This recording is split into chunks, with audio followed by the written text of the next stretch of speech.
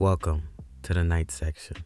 I would hope most of you guys have heard of the Boondocks or are familiar with the show. For the people still living under a rock and haven't heard of the series, please at the very least watch the first season of the show after this part 1 analysis so you can get a better understanding of the references I'll be making in this video. But to give you guys a quick background of the show, according to Wikipedia, and I'll be paraphrasing this, The Boondocks is an adult animated sitcom created by Aaron McGruder based on his original comic strip with the same name. The comic strip, in Aaron's words from an interview back in 1999 with Charlie Rose, says, quote, "The strip is essentially a racial, social, political satire. It's about a handful of African American kids who are transplanted to the all-white suburbs, and they have to deal with their surroundings and deal with each other.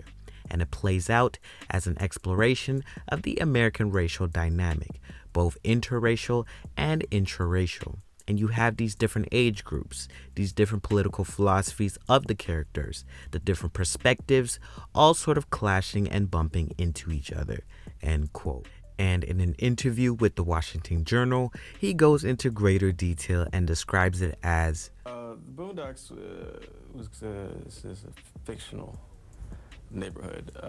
It's not an actual place. I guess I need to say that right off because people always think that it is. It's not meant to be. The children, the two main characters of the strip are Huey and Riley Freeman.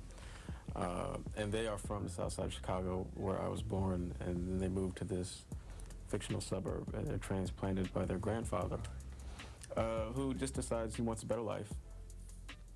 He has some money. No one really knows where he got it.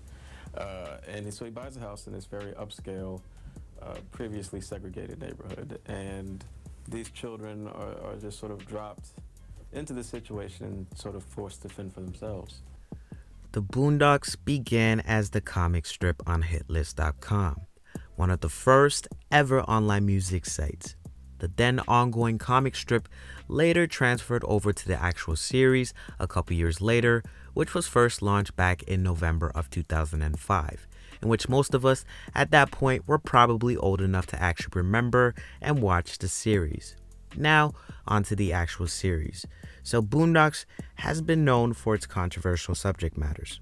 Everything from pop culture and poking fun at our most beloved artists at that time to everything including American politics. But today, what I actually wanted to talk about are the actual parallels from the Boondocks and hip-hop and some of the themes that were discussed and how they play out even to this day, almost 20 years later.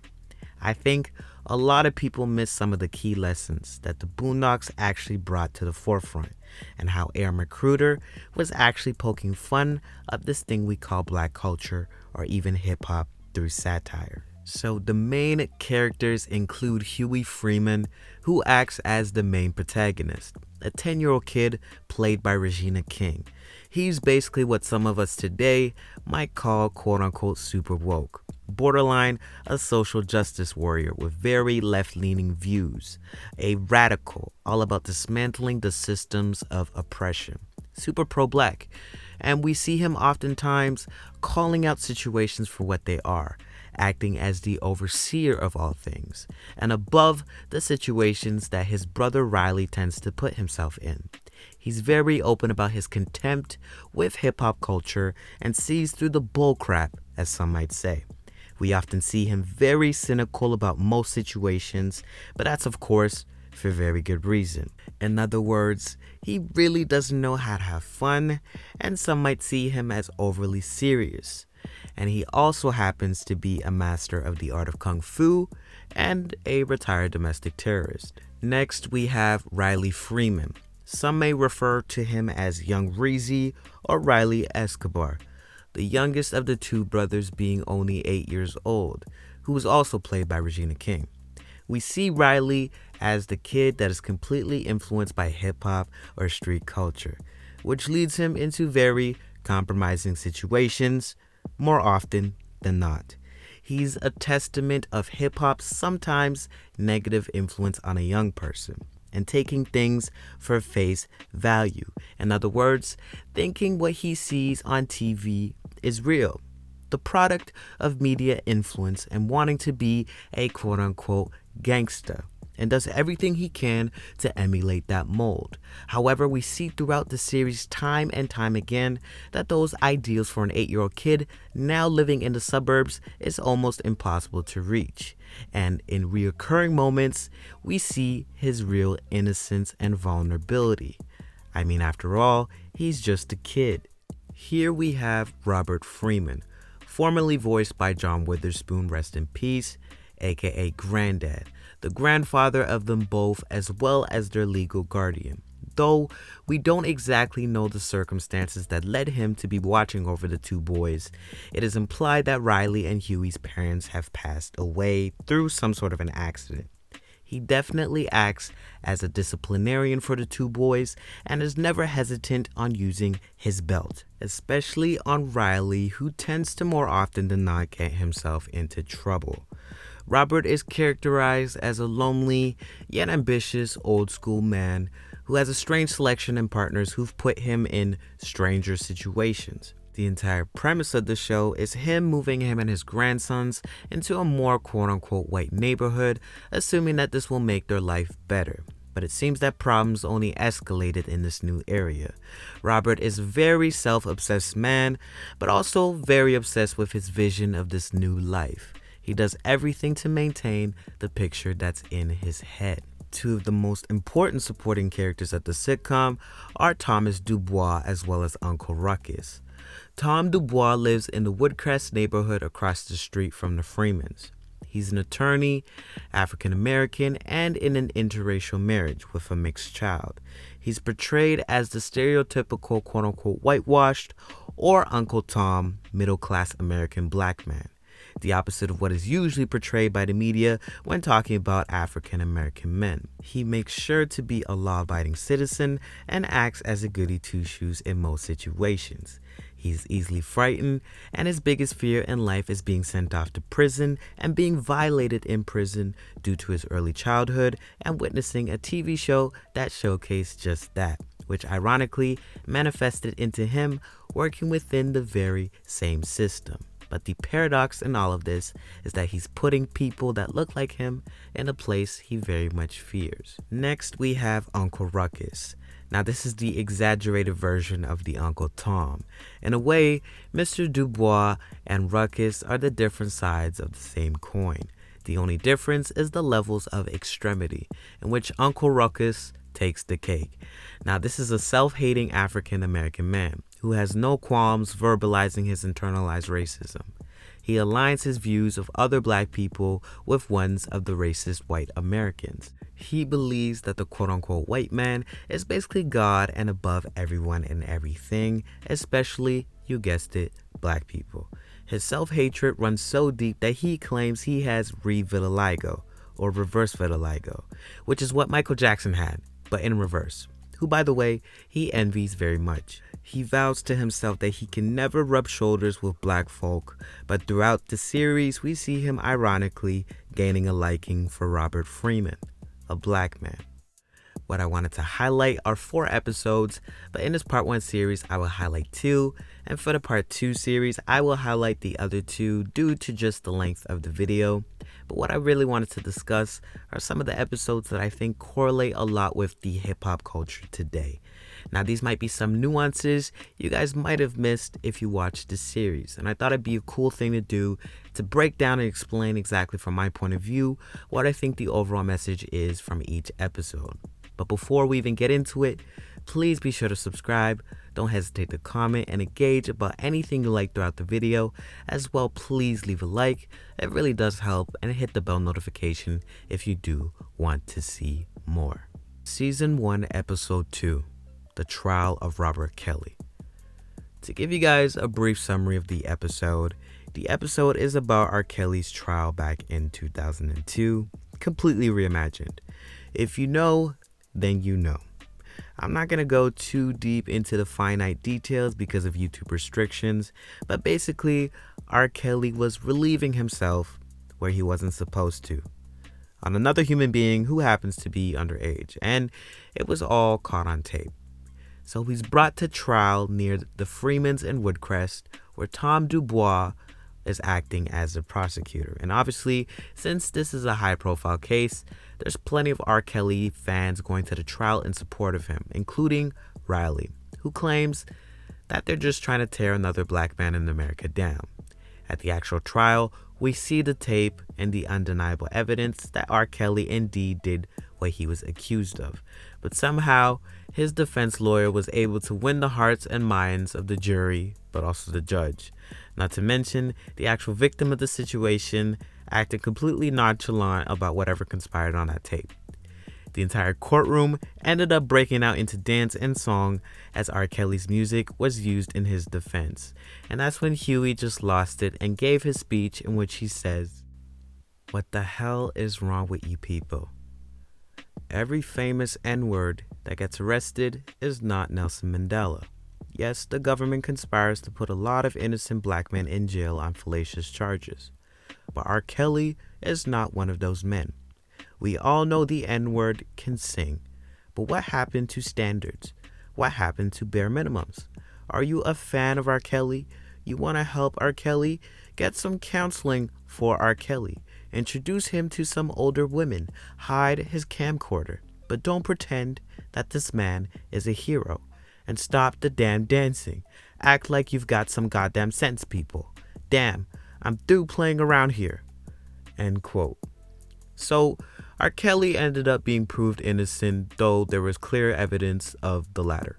But the lesson here, as Huey briefly touched on, especially in the case of R. Kelly, and this is applicable to everything that has happened in real life with R. Kelly, but also with hip-hop, is people turning a blind eye to some horrendous things R. Kelly has done because they enjoy his music.